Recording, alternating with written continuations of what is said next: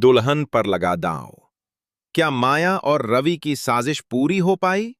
सुर्ख जोड़े में सजी नैनवेली दुल्हन सुलेखा दोस्त जैसे पति रवि राउत को पाकर बहुत खुश थी। यौवन की दहलीज पर उसने खुली आंखों से जो सपने देखे थे वे साकार हो गए थे। सुलेखा 15 जुलाई 2018 को ब्याह कर खुशी खुशी ससुराल आई थी। शादी के 6 दिन बीत जाने के बावजूद उसके हाथों पर पति के नाम की मेहंदी का रंग अभी भी ताजा था। रवि राउत बिहार के जिला गया के थाना मुफस्सिल क्षेत्र में आने वाले शहीद ईश्वर चौधरी हॉल्ट स्थित मोहल्ला कुर्मी टोला के रहने वाला था। उसके पिता श्याम सुंदर कपड़े के व्यापारी थे। गया में उनका कपड़े का काफी बड़ा कारोबार था जो अच्छा चल रहा था। इससे अच्छी कमाई होती थी। श्याम सुंदर राउत के 3 बेटे थे, रवि, विक्की और शुक्कर। विक्की और शुक्कर पिता के व्यापार में सहयोग करते थे। सुबह दोनों नाश्ता करके पिता के साथ दुकान पर चले जाते थे और रात में दुकान बढ़ाकर उन्हीं के साथ घर लौटते थे। जबकि यार दोस्तों की संगत में रहकर रवि की आदतें बिगड़ गई थीं। उसकी आदतें सुधारने के लिए श्याम सुंदर ने उसकी शादी कर दी थी ताकि बहू के आने पर अपनी जिम्मेदारियों को समझ सके।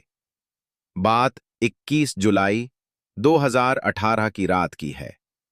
पढ़ी लिखी समझदार सुलेखा ससुराल वालों को रात का भोजन कराकर पति के साथ फर्स्ट फ्लोर पर सोने चली गई।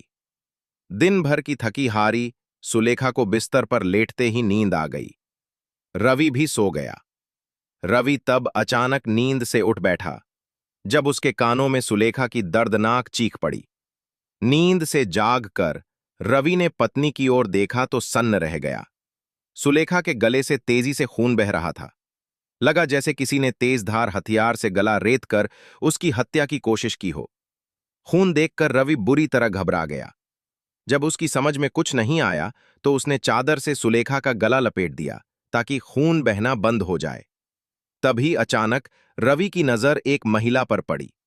वह अपना चेहरा कपड़े से ढंके हुए थी और उसी कमरे से निकलकर बाहर की ओर भाग रही थी।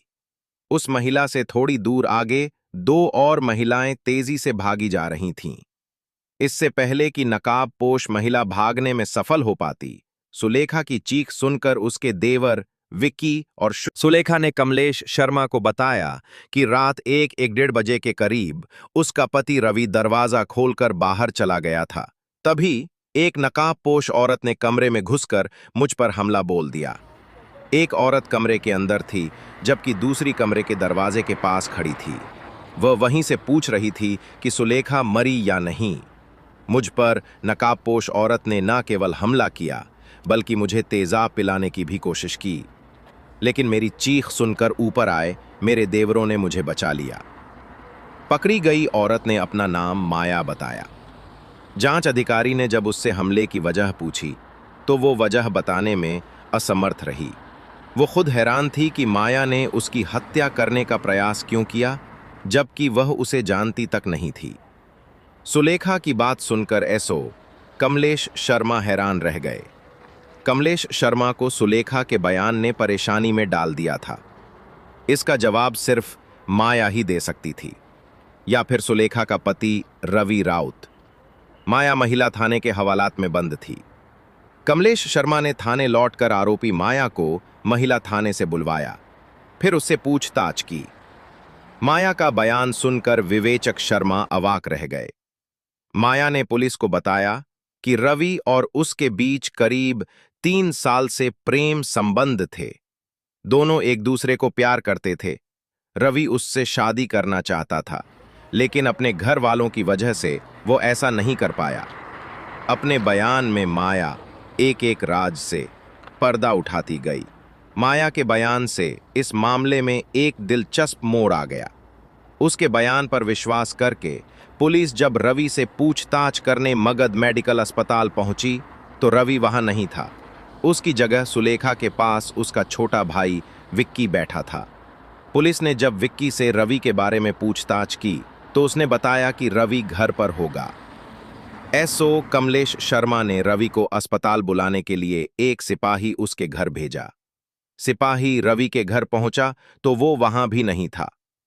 पूछने पर घरवालों ने बताया कि वो रात से अस्पताल से घर नहीं लौटा है। सिपाही ने लौटकर ये बात एसओ को बता दी। कमलेश शर्मा सोच में पड़ गए कि जब रवि न अस्पताल में है और न ही घर पर, तो वो कहाँ गया। इसका मतलब वो फरार हो चुका था। निस्संदेह पत्नी की हत्या के प्रयास के पीछे उसका भी हाथ था।